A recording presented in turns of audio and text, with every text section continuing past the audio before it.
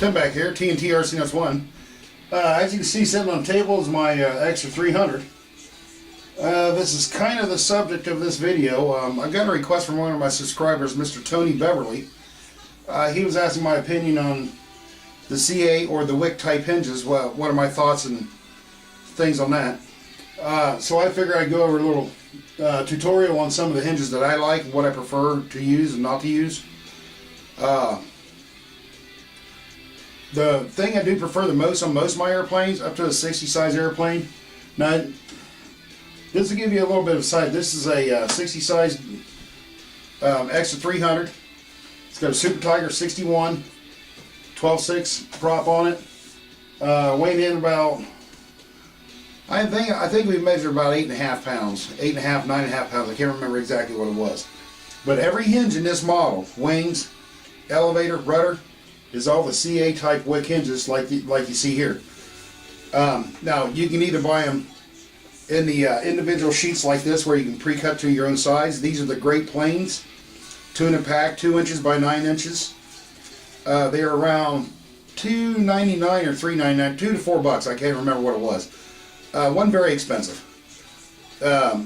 You can cut numerous amounts of hinges out of these, depending on what size airplane you're putting them on.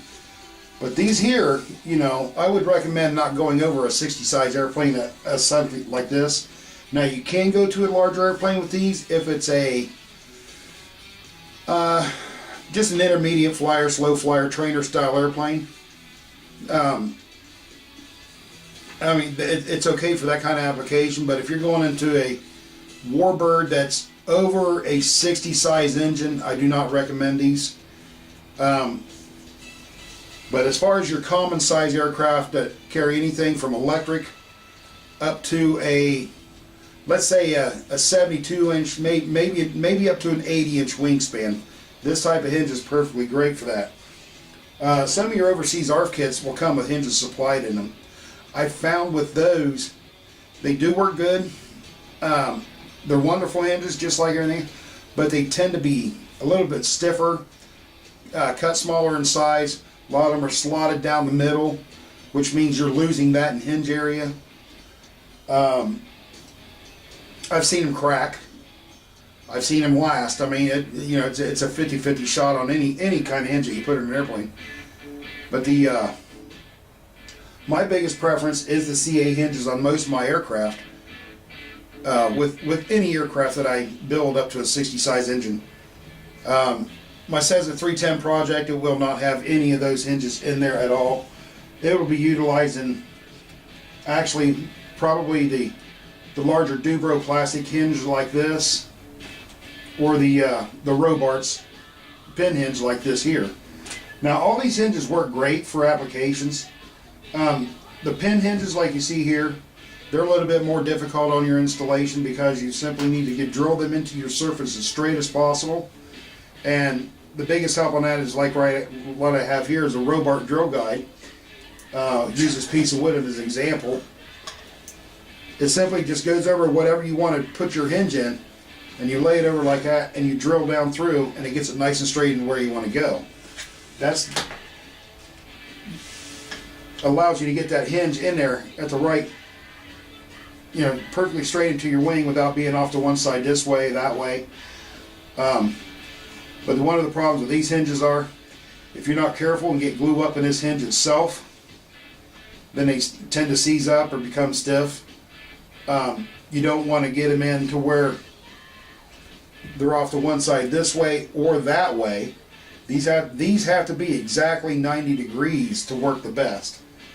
And the other thing, it's not really the best thing with these. I mean, you can get a close gap between, let's say this is your wing and your aileron. You can get a close to, to your each surface, to not leave such a large gap here, but it still tends to leave a little bit of a gap. That's the same goes with these type of Robart and these Great Plains type pin hinges, which all come in various different sizes. And the Dubros are the same way. You got to make sure it's slotted in there straight. You can't have it in there crooked one way or the other, or else it does tend to bind up. They come in various sizes, from Small, medium, large, extra large. I've used them all. I like all these type hinges. It just depends on my applications.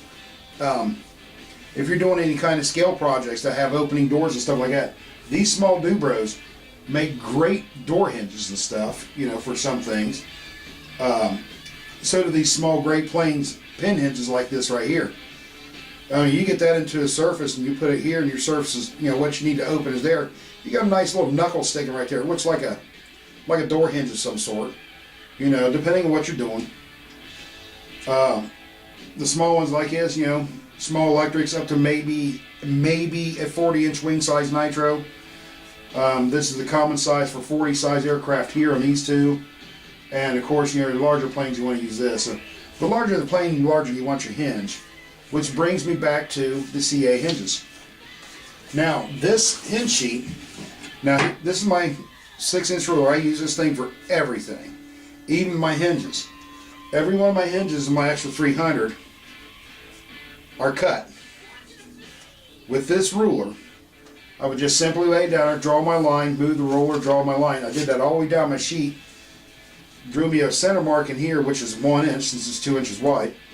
And then I would count my hinges, 2, 4, 6, 8, 10. Figure out how many hinges I wanted on my airplane, and then cut that many out. Very quick, very simple. They only take an X-Acto blade to put in. You just cut your slot in each surface, making really sure that they're nice and square. What I use is this tool right here this is old Goldberg tool, and this thing has been around for, I don't know, it's got to be 25 years or better. As long as I've had this. I mean, if you can really see it on video, I've used it so much it's actually worn down on two of the corners. And what it does, it just has a little marking pin right here in the middle on this surface here. But you just put it on your surface, you twist, push in a little bit, draw it across, and it'll scribe you a perfect center line. Now, even on this hard wood, it drew me a perfect center line here, so I know that's where I need to put my knife and cut into. One of the other advantages to using these type hinges, by the way, if you go into your surface and it's not perfectly straight up and down this way, and let's say this is the back edge of your wing and your hinge goes in an angle this way, this still will work just fine. Now, you do want to pay attention that it's not twisted one way or the other also the same way. It will buckle and pop a little bit, but they free flow pretty good. Never had a failure, like I said. They go in easy. Just cut your hinge to the size that you want. Make sure you use enough, but not too many.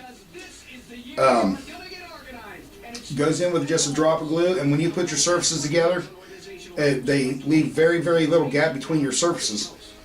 Let me see if I can get the extra turned around here. Maybe get this rudder into the picture here, and you'll see.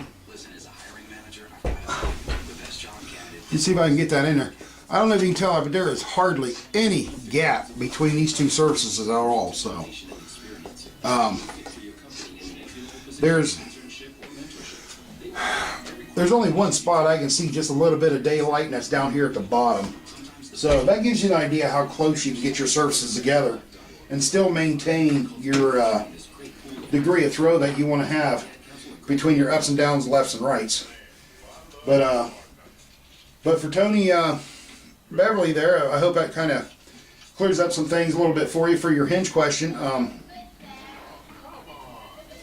And as always, you know, if you guys have any questions on my opinions on stuff like that, don't be afraid to ask. I'll try to get to you as soon as possible. There are some questions I have on some of my posts where people are wanting to know about some covering ideas and, you know, some help with that.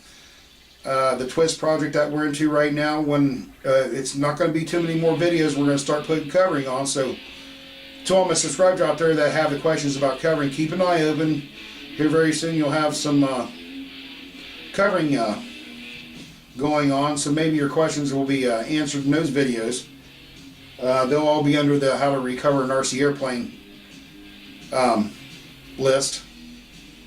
But without boring you any too much longer, let me cut this one off. And again, I hope that really helps you, Tony. If If you have any more questions on anything, just post comments and let me know, and I'll try to get something posted for you as soon as I can. This is Tim, TNTRC, that's one. Have a great one, guys.